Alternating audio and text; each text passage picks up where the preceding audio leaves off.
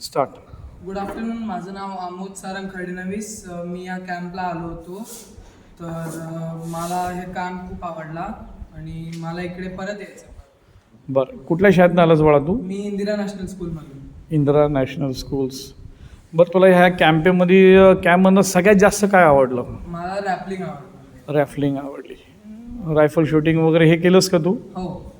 बरं, शिकलास का रायफल शूटिंग? बेसिकली जे तुला कसे सरांनी पोझिशन शिकवलं होते शिकला का तू?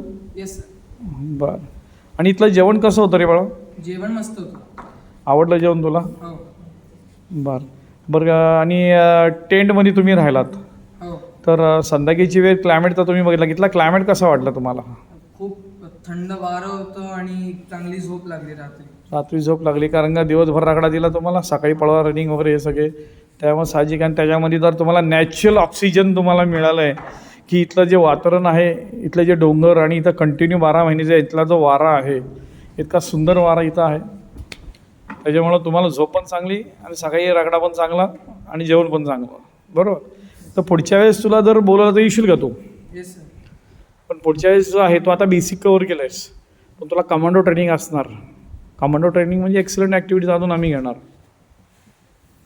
चालेल, ओके, थँक्यू.